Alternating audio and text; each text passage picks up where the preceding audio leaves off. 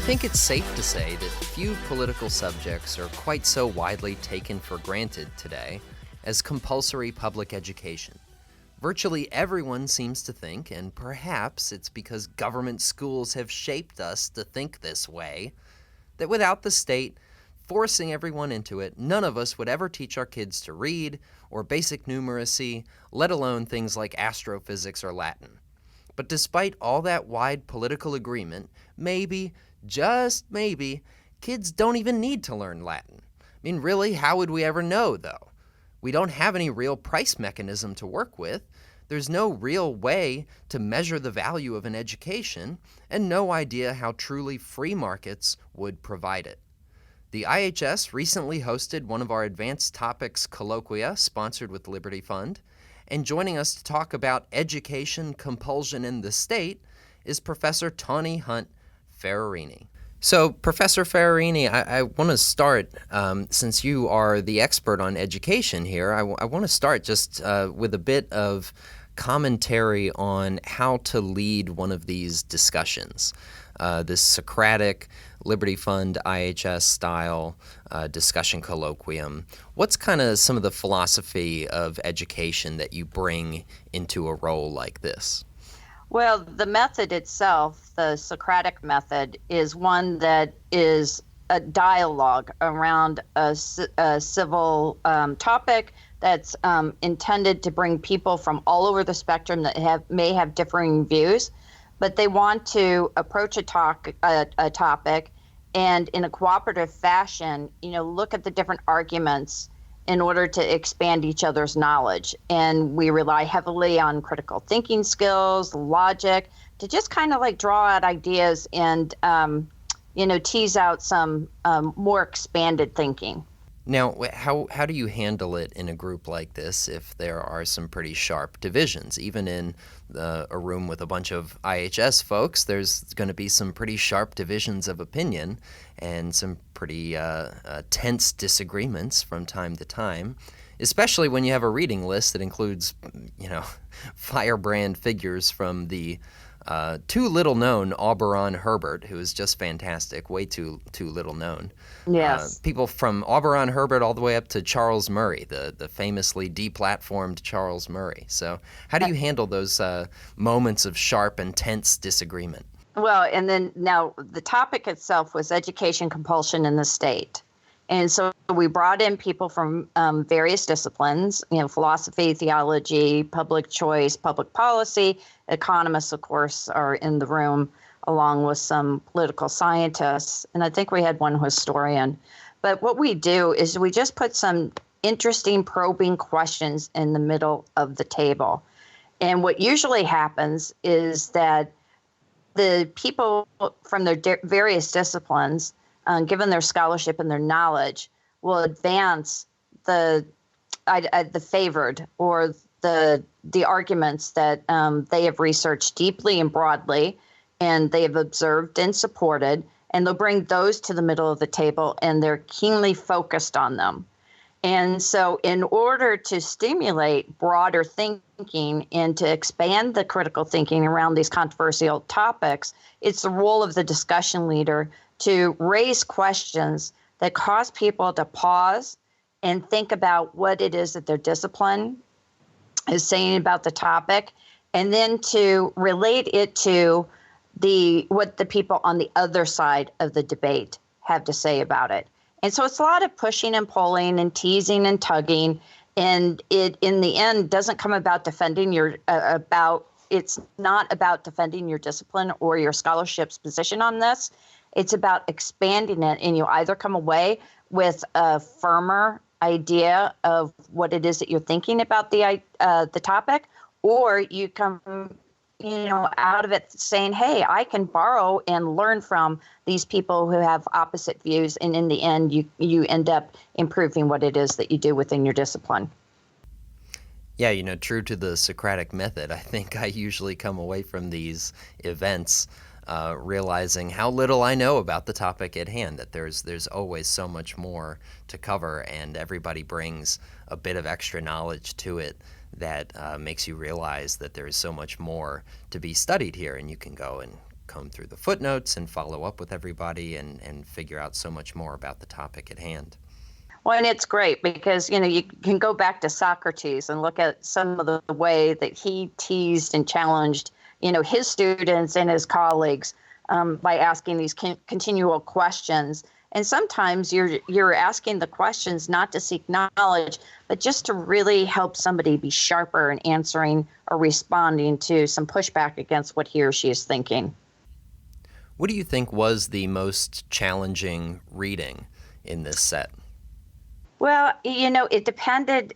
I'm talking from an economist perspective. And so those that I found challenging weren't challenging from the public policy perspective. So I think it's relative. It depends on what it is that you have to offer and what you bring to the table.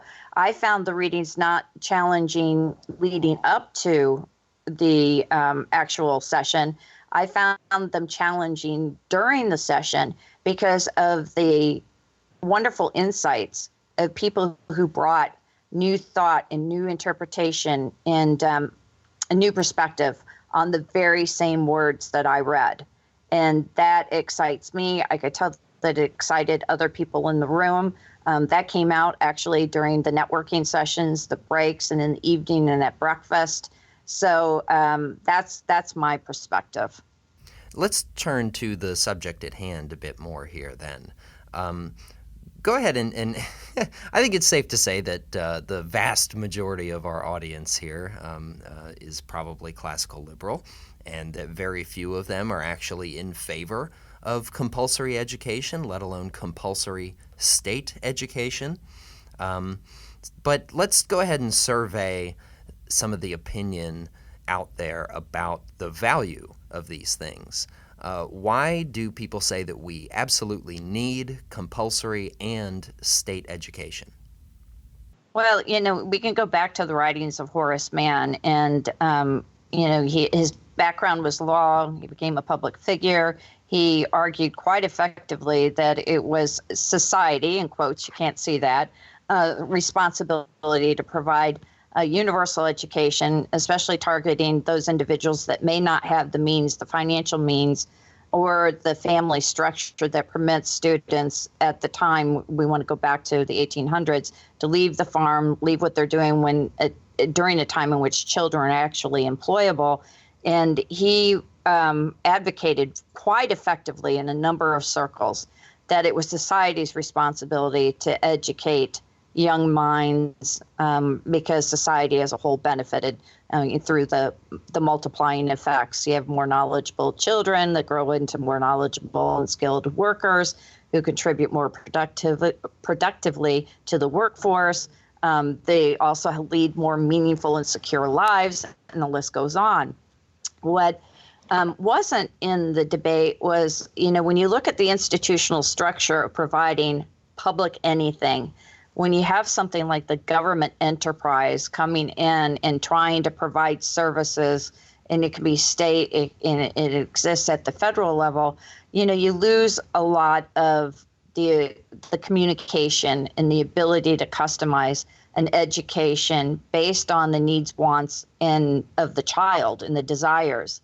And you move to a one-size-fits-all model of education. And we can see some of these shifts in our current school system, public school systems. And also what happens is you get this bureaucratic bloat where if you're going to provide a public service that's sponsored by the government using taxpayer dollars, you're going to need an agency to manage that.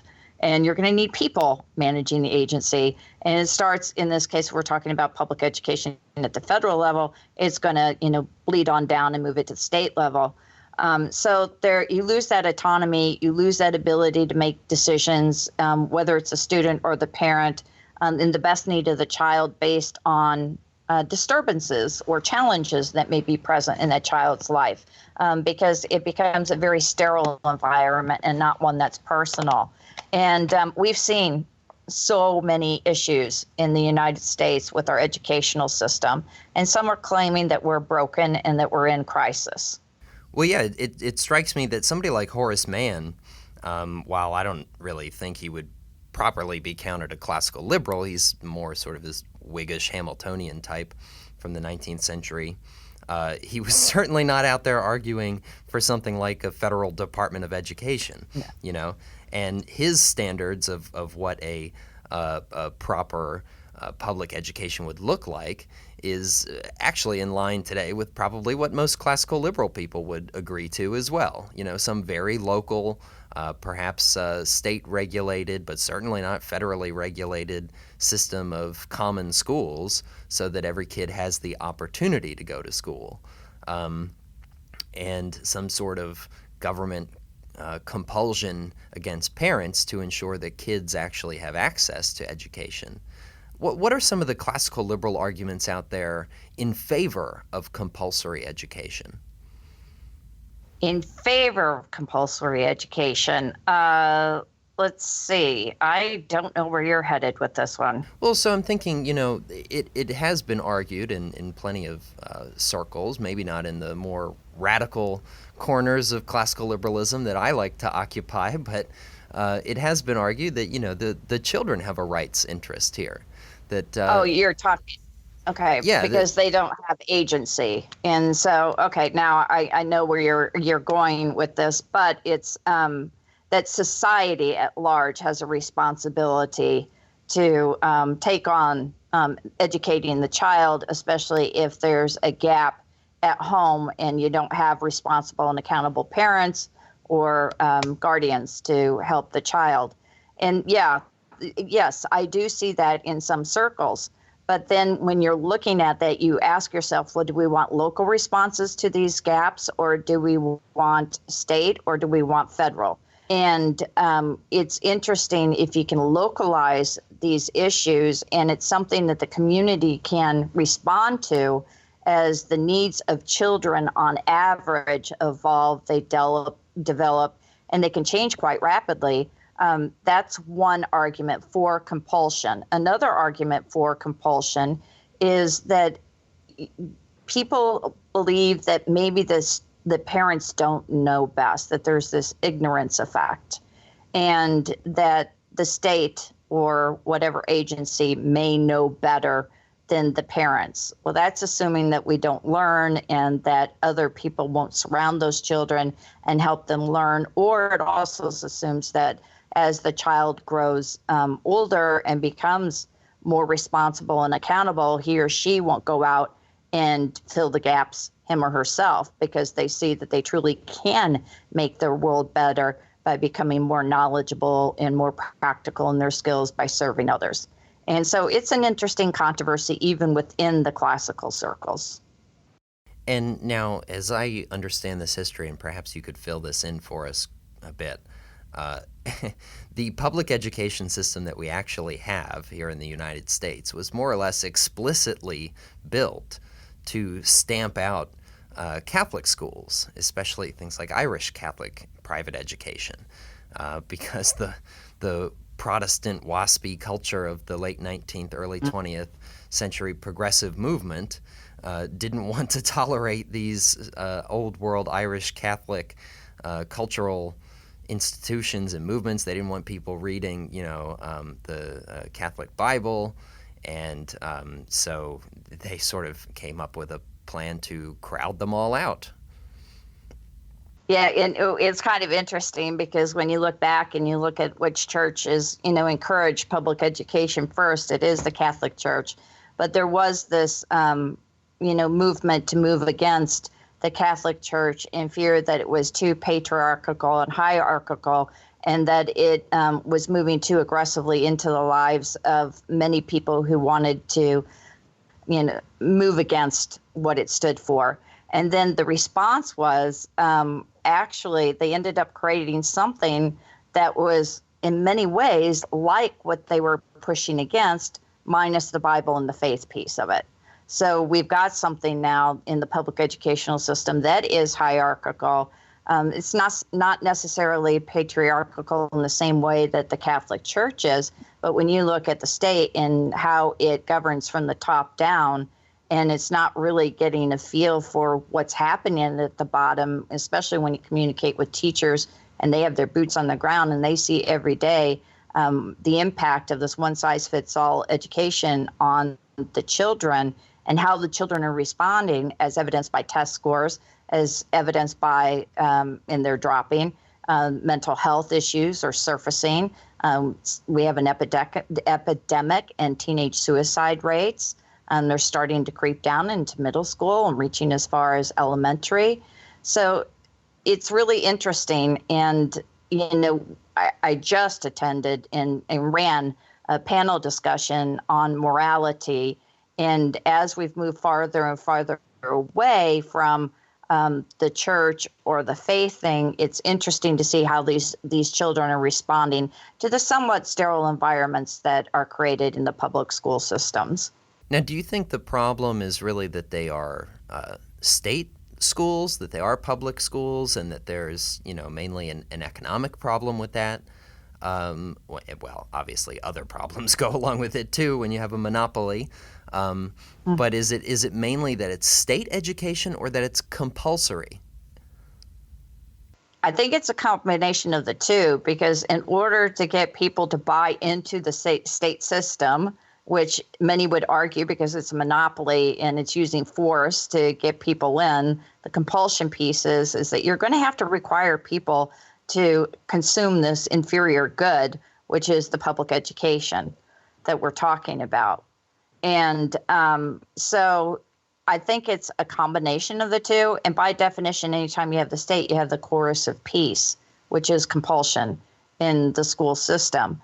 And if the product was superior and it was for the betterment of the individual and the families and even society, you wouldn't need the compulsory piece in it. People would just flood to it. They would move towards it, as evidenced by some of these people, or even teachers. Look at some of the teachers. I mean, we've got this flight of teachers who are leaving the public education system to move into the private space, homeschool, charter, magnet schools, whatever. They're accepting lower wages. They're moving away from something. And unfortunately, when you have the compulsory piece, there's no exit for the children. They have to consume or be subject to the education that's there. And so I think they go hand in hand, to answer your question. Now, but you could have some sort of, presumably at least, you could have some sort of mixed system where there are state schools as on offer, but children are not, or parents are not required to send their children to any school. And likewise, you could have no state schooling whatsoever, but parents are nonetheless compelled to send their children to school of some sort of like in, car insurance, right? There's no. Okay, fair enough. And I was responding to your claim that it was monopoly. Sure. And so now, and we're moving away from that strong characterization of the public education system. And now we're getting into what we call reality. And this is where the Socratic discussion moved by the end of our time together. And that is that, in reality, you're not at the two extremes. And when you look at heated debates, it's usually groups of individuals who are standing firm in their positions, and they're not willing to look at these mixed models, at these, blended models, which take some of the best practices in each, and then they bring them together for the betterment of the targeted audience. And in this case, we're talking about young people, young minds. And I think that's a great direction to go. So take us back to some of the take us back to some of the history here, because it seems like this is one of the very bizarre cases where you have progressive reformers and then you have people like the KKK lining up together in support of public education. So tell us, how do you get a coalition like that together? And how do we so conveniently forget that it's that sort of combination that gave us the system that we take for granted today?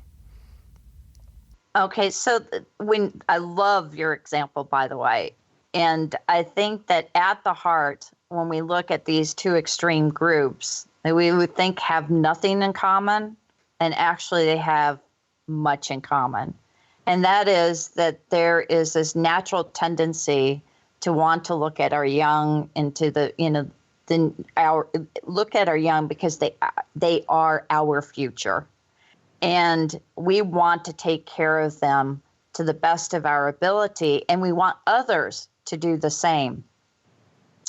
And I think that there's a general frustration out there with the state of education, because in many circles, education it is not really taking place, because schooling and learning are two very different things. And by schooling, I mean is that we have these students that are spending a tremendous amount of time in schools with their butts in seats. The schools are being funded because they can guarantee that they're clocking so much time with these students inside of these school systems, but they're not paying attention to the overall performance as measured holistically to what's happening to the students as they advance from kindergarten all the way to grade 12, and then possibly moving into post-secondary education. And something's broken in the system, because what's happening is that these students are walking across the graduation stages, they're getting these degrees, and they're not able to meet employers' needs. They're having trouble in the marketplace, finding jobs, keeping jobs, moving into colleges. The number of remedial courses is on the uptick across campuses in the United States. We're seeing grade inflation at high schools. It's moving into colleges. So the world's a very confusing place right now. And I think that regardless of where you stand on this position and what your cultural background may be, your religious beliefs, people know that something is at risk here. And that's our young people, those young minds, those young lives. And we're tied to them. I mean, we want them to prosper and to do great things and just live comfortably and securely on their own. But we also have this invested interest because we look at them and we see our future. And that, I think, transcends color, race, religion, creed, and the list goes on. Yeah, I totally agree. And I kind of want to focus in on those problems, those dangers, really, now, because I think that fundamentally this is an economic problem brought on by the use of force. And that, you know, as classical liberals, I think we recognize that the use of force always distorts the economy. It distorts people's values all the way across. So it's sort of like, you know, on a rainy day, all the ripples on a pond, they blend together and they all interact with each other somehow to create the overall pattern. It's like, you know, if a bully in school steals your lunch money, then this whole long series of people connected to that kid have to shift their value scales and their priorities and their resources around to account for the bully's behavior, you know. So I'm wondering, when states force people to attend school, what are all the different ways that affects children that, you know, we might not often take into account? Our public discourse about school systems seem to be loaded down with cost and with, you know, the value of different teaching methods or testing and not testing and things like that. But there are all sorts of problems created in children's lives that come about when they're forced to go into school that I think we really overlook. Well, in just the little example that you gave, you know, with some of the behavioral issues that are coming about in the classroom, and they're being integrated into what it is that the teacher has to manage. The teacher only has a limited amount of time, so much energy and knowledge, and now they're being moved away from, they have to not only educate, but they have to manage all these behavioral issues. And because we're seeing some interesting things happening in the households of the students who are coming in many ways, the teachers are now being asked to be parents too. And that's at the same time that they're being given what it is that they need to teach. They're teaching to the test. They are being told that they need to have those students in the seats for a certain number of hours, because that's how funding is being tied in some instances to what the school receives in order to keep the doors open, the teachers paid, and the list goes on.